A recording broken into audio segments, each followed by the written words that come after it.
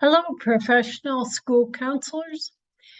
Carol Bickle here, and we have reached week 7 and week 8 of the end of our course.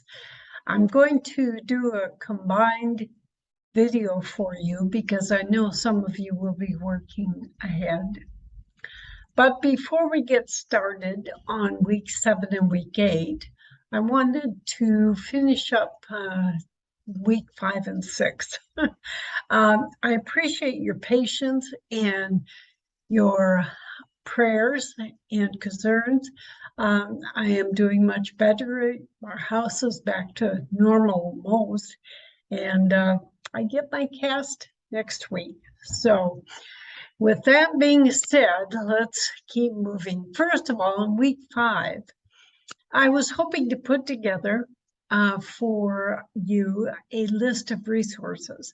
I have resources from previous classes that were shared when they did the lesson plans and those kinds of things. So I'm going to share that with you because I really didn't get enough resources from you from week 5. But that being said, I am going to share with you what other students have done. And I'm hoping that'll help you with week 7 and week 8. The second thing is from week 6, I'm going to send an email with to you regarding some feedback on the administrative agreement and also some comments on things that I found as a school counselor, as the director of student services at the school, and as also working with school counselors at the district. So that'll be your second email that you will receive from me. That being said, let's go on to week 7. The first part of week 7 is the advisory council. And I need to tell you that most school counselors are not able to pull together an advisory council because they're still themselves getting used to what their role is at the school. So when you are thinking about a rollout plan, which is part of your file, a rollout plan for your ASCA program, keep in mind that most school counselors will use a 2 or 3 year plan. And that is true for an administrative agreement too. A lot of you said that you won't know a lot of these things, and that's true, somewhat. But most counselors will use an administrative agreement either the 2nd or the 3rd year as well. But your advisory council would be the same. For that, I would suggest that you look at people that are not normally involved.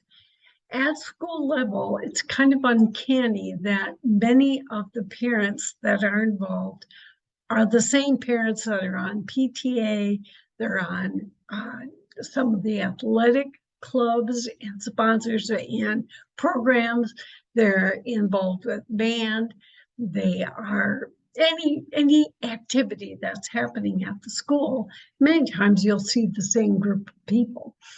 For your advisory council, I would suggest that you use parents of students who may not be as involved, maybe are the quiet kids that you don't see very often. It'd be helpful on an advisory council to have input from those parents as well. So that's the first part of your assignment for week 7. The second part is the one that you're really going to be using references for. And I've seen a lack of references in your previous week's assignments kind of tapering off the use of references, and I need you to know that I will be looking for those in week 7 and 8, especially when you're doing the different scenarios that I've listed there for you. Make sure you have done your research and know why the technique that you've used or are wanting to use is a good one. Then you have on week 8, your second discussion or interview of a school counselor.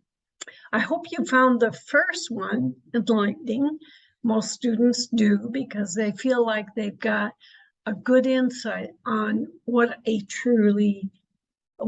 counselor's true day looks like. The weekly calendar or the yearly calendar, whether they use them. Now that you have some ASCA background, you know how important those kinds of things can be. The interview for week 8 is about school counselor evaluation. And it will be interesting for me as the instructor of this course to see how many different evaluations are used out there, especially in the private schools. The second part of week 8, of course, is your final.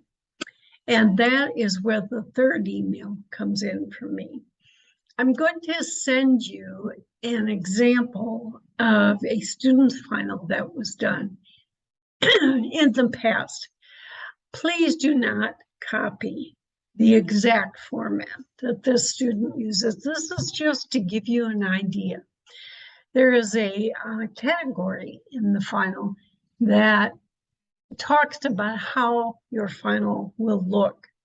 And what you're doing is you are putting together a rollout plan for your comprehensive school counselor program.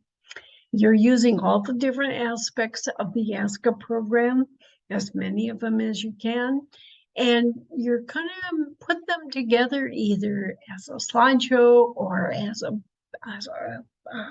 perhaps a tri-fold leaflet that you could give to parents, something that you can utilize as a school counselor that would inform maybe your principal, your other stakeholders, your students, on what it is that you do.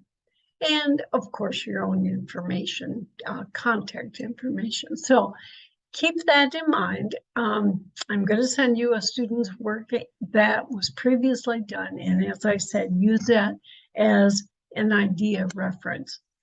The content, of course, there are things that I'm going to look for in your final. And so it's the thing that's going to put it all together. It's worth 100 points. So it could make a difference on some of your general points gathered for this course.